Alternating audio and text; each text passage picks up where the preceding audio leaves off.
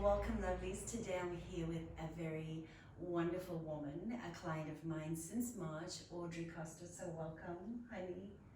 And Audrey has agreed to just come on camera and share with us all what her experience has been like. So Audrey, can you just share with us a little bit, like, what do you get to do? You're a corporate woman, but just share a very high level of what you get to experience every day, like the landscape of your life. So I work in a company, an international company. I'm HR director there. I'm a mom of one toddler. I'm married. I work in Switzerland. I live in France. So a bit of commuting as well. Yeah. And when you found me, what was happening in your life that made you feel that you needed to find me? Well, I was very successful at work. I had a beautiful family, beautiful house. I mean, the big picture was very nice, but I just felt like I was coping with everything all the time.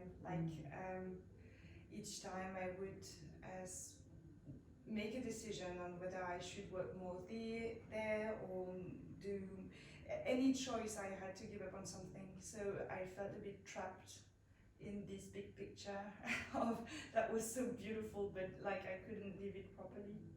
And it's so incredible as women are going through this that they feel more and more that it's their fault. Yeah. Right? That it's their fault that they can't cope with every single aspect of their life. And there's like every piece that I have to take away from, I feel guilty, but I need to put it over here. Exactly. So many women come to me with that sense of guilt, a sense of failing in at least one or two areas of their life, like they're dropping the ball. And so much of it is because we're dividing ourselves, right? Dividing our energy instead of coming from the sovereign place. So we've been working together on Skype calls. We decided we want to go on an adventure together. What made you choose this Arise, me, as a guide? I didn't feel like I knew what I didn't want, first of all. So I didn't want to be told that my time management was not good enough or how I could become this Wonder Woman, because I knew it was wrong. I knew I could do that and pretend somehow to do that this way, but I knew it was more general. It was not like I needed to get some advice on how to get my stuff better organized. It was really having this approach of seeing, again, the full picture. Right. So when we met and we had this Skype call, first I felt very safe with you. It was very relaxing, how easy it was to open and share.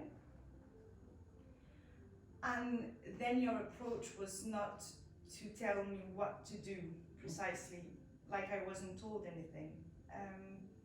It was just getting new perspectives on what was going on.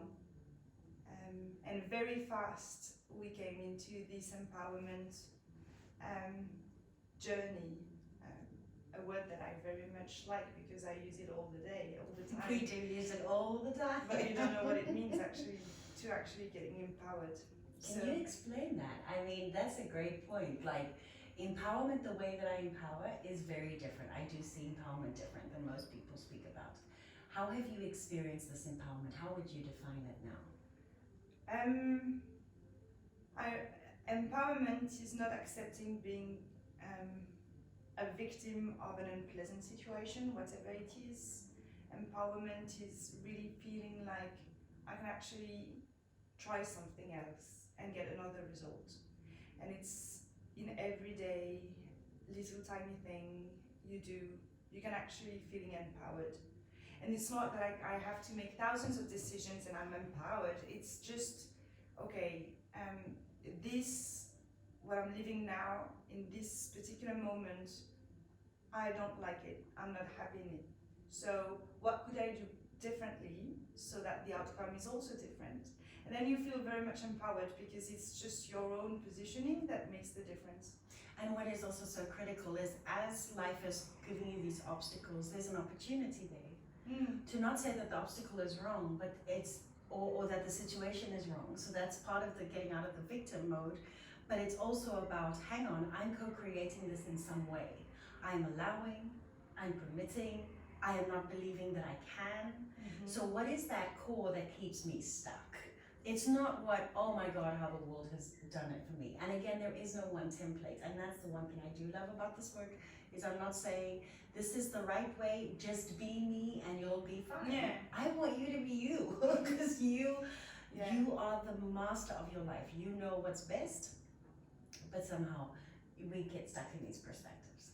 So you feel very empowered now in a different way.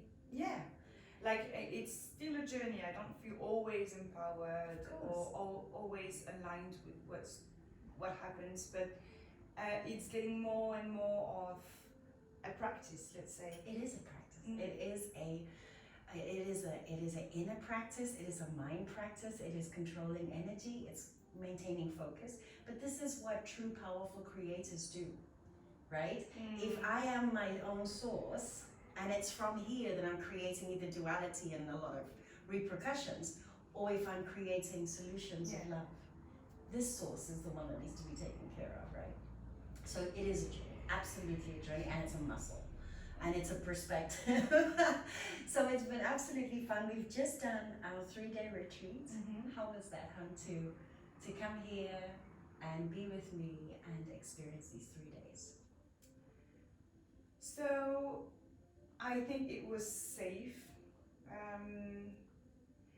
because when I came, I didn't know exactly what to expect, and that was fine because I felt open enough to go through like big obstacles. We did pick up a few big ones, didn't we? And I'd say it was kind of out of time somehow.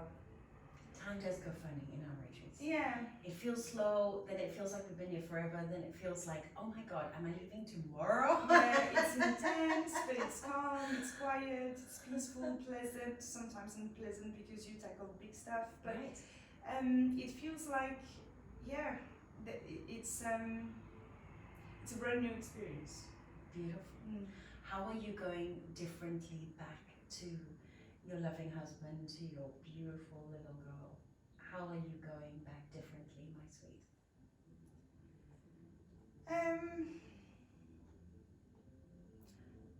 I think because I work so hard and spend so many hours at work and enjoy myself so very much, and then when I come back home, I very much focus on my motherhood because it's something that is inside me. I want to be a good mom. And I also want to be a good wife, and so you've got all these aspects. The difference, I think, when I'll go back there is I actually go back as I am as a woman. I'll have less hats on my head. I'll be just one hat. Yeah, just I am. I am. I am. And it seems so easy to say, but actually, when you divide your time in so different roles.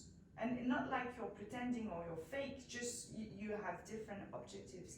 Then at the end of the day, you don't even know who you are, really. That's and right. You don't, because you don't know who you are, I guess somehow you don't fully respect yourself. And you can't actually be here. With the hats, it's very interesting because everyone, and I certainly had that when I was running my corporate career, it felt like I had different hats for every place, almost different hats for every face. And that has to do with the conditioning, the belief that every type of situation requires me to be a different person. A different attitude, exactly, a different tone. Communicating. So what is socially accepted?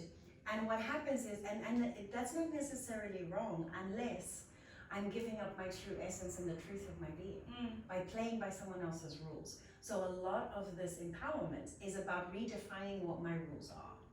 You know, as HR, we've talked a lot about human resources, the human aspect being returned to the human. It's like being that space of trust for the organization, that consciousness compass.